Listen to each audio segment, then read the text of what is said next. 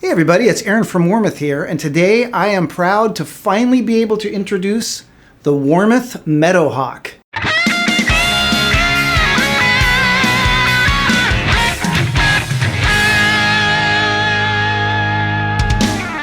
So Warmoth was founded in 1980, which would make 2020 our 40th anniversary. And we originally had a lot of cool stuff lined up to celebrate. We had some giveaways, some limited runs, a bunch of other things. And as you may already know, there's a worldwide pandemic going on right now. So we had to cancel or postpone a lot of those things. Well, I'm happy to say that one of the things that only got postponed was the release of two fully built Warmoth guitars. And the first of those is this, the Warmoth Meadowhawk. So these special 40th anniversary guitars that we're doing are limited to 40. There's going to be 20 Meadowhawks and then 20 of the other design that we're doing. So if you're interested, you need to grab one. There's only 20, and at this point we don't have any plans to make them a part of regular production. So there'll be 20 and that's it. Now both of these new guitars feature a whole list of things that you won't find on our parts. Things like ghost Tang frets and sculpted heel joints, and there's a lot of ground to cover here. So I'm just going to start by doing a quick rundown of all the specs for the Meadowhawk. So let's start with the neck, and the first thing is it has a quarter sawn roasted maple shaftwood with an Indian rosewood fretboard, and the inlays are what we are calling eclipsed block inlays. It has our standard thin C-shaped neckback profile, and then the fretboard radius is our 10 to 16 inch compound radius. It has a modern tilt-back neck construction with the double truss rod. The frets are stainless steel 6150 frets, and they're installed with what we're calling our Ghost Tang installation. And basically what that is we install them in a way that is similar to how we do it when there's binding on the neck. Instead of just cutting a fret slot all the way across and pushing the fret in so that you can see the tang on the side, we're leaving a little a border along the edge of the fretboard, and then we clip part of the tang off and press the fret in so that you can't see the tang on the edge at all. It's a really nice clean look. Every neck features a headstock laminate that matches the body.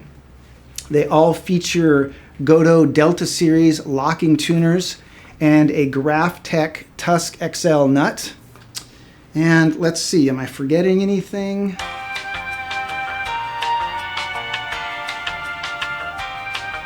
Okay, so now turning to the body, these all feature a mahogany body with a figured maple lamb top. And it doesn't have a forearm contour, but what it does have is what we're calling our two-step top, where there's a kind of a ridge right there, so it makes it a little thinner here. And then of course on the back, it's got a tummy cut and a contoured heel that is super comfortable. The bridge is a hip shot fixed bridge. The pickups are a set of bare knuckle crawlers, and then you've got volume 1, volume 2, and tone. And the switch, the input jack are all Switchcraft, and the pots are PRS pots, my personal favorite. Now as far as the colors, we're initially doing 3 colors. And this guitar that I'm holding now is our final prototype. I don't want to hold any of the brand new ones and get them all scratched up and stuff before we send them out. So you're going to notice a few differences. Namely, the tuner buttons are bigger on the final version. We're going with the smaller tuner buttons. We're doing a black nut on the final version. And I'm going to hold I'm going to hold a new one in each of the colors so you can see it. So the first color we're doing is a dyed black top with a gloss black back. The second color that we're doing is an aquamarine dye top with a transparent blue back. And then the final one, and my personal favorite, is a tiger's eye dye top with a gold top gold back. And now we're back to the final prototype, and I did remember one thing I forgot to tell you that's a big deal to me.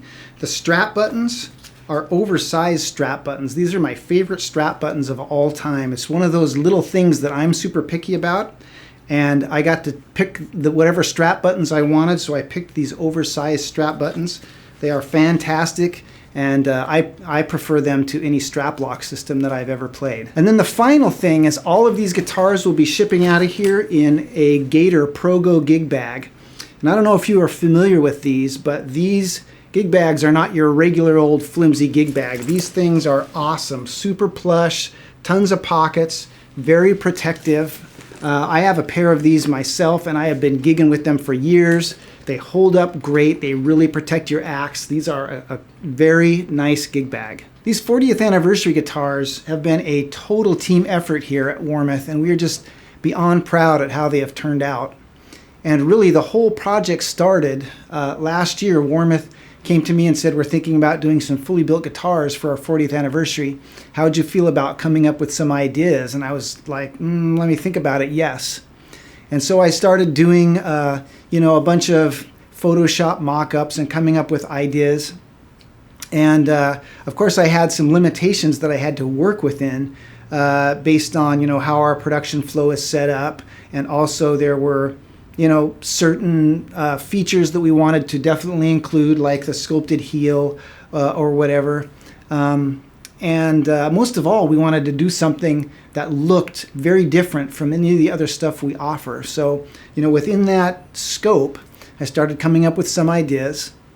And then I gave them to our CNC programmer, who, by the way, is also named Aaron. And he started turning those ideas into actual programs that we could run. And from there, we started doing prototypes. And at first, they were just, simple perimeter prototypes to make sure that we had the shapes right and stuff.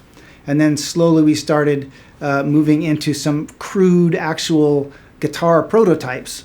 And all along the way, of course, we're refining the design. We're changing things that need to be changed. Like, for example, one thing that we spent a lot of time on is we had to work on the headstock design, a couple different iterations of that to make sure that we had the string pull across the nut perfectly straight the way we wanted it. And then, of course, at the same time, the guys from the body crew and the neck crew and the finishing department, they're all taking these ideas and figuring out how we're actually gonna make them, because there are so many things that go into designing a guitar that you don't even necessarily think about at first. One concern that we had was how we were going to match up the bodies and necks along this curve correctly. And Kevin, who is our body department supervisor, and Liz, the neck department supervisor, they came up with this plan where we're going to pair up a body with a neck right from the beginning, and then those two stay paired together through the whole process, so that when we are fitting the neck into the body, they're sanded so that they flow perfectly into each other. It was really pretty ingenious the way that they came up with to do it. One concern that Tony is our finishing department manager. One concern that he had was this two-step top here, because it's one piece of wood on top of another, but when you spray a finish over it, you're going to get this little radius of finish buildup down in that notch right there. And you don't want to lose the cool two-step top thing. So we had to work on how high to make this top so that it would still stay nice and distinct. That's just one little thing that you don't necessarily think about. And then the fret department, Eamon is the guy who is our fret department manager. Him and the department, they worked a long time to come up with a system for doing this Ghost Tang fret installation. And then treating the edge of the fretboard so it's nice and perfectly smooth. It looks great. They knocked it out of the park as far as I'm concerned, coming up with that. The guy who's doing the assembly on all these, his name is Tim, and he's a killer at this. He's doing a great job. Each one of these, by the way, is going to come with a little certificate that will list all their specs, and it'll have Tim's signature right at the bottom. As far as the pickups, I actually auditioned 6 different bare knuckle sets, and the ones that I liked best in this particular design were the crawlers, so that's what we went with, and I think they sound fantastic. And then, as you can see on the back of this one, every headstock is hand signed with the model name and the serial number. This one is number 16. You would think the first one off the production line would be number 1, but that's not how it works out. It's number 16. And, just to reiterate, these guitars, every department here had such a hand in turning these things into reality. It's just been a labor of love for us. We're so proud of them. And we're glad that we were able to do this to celebrate our 40th anniversary, and we hope these things are going to be out in the world making music for many, many years to come. And that is the Warmoth Meadowhawk. If you have any more actually, one more thing. Meadowhawk. A meadowhawk is a fancy name for a dragonfly. So that's where the name comes from. And that's it. If you have any more questions, make sure and check out our website. Give our customer service reps a call. And until next time, keep on picking.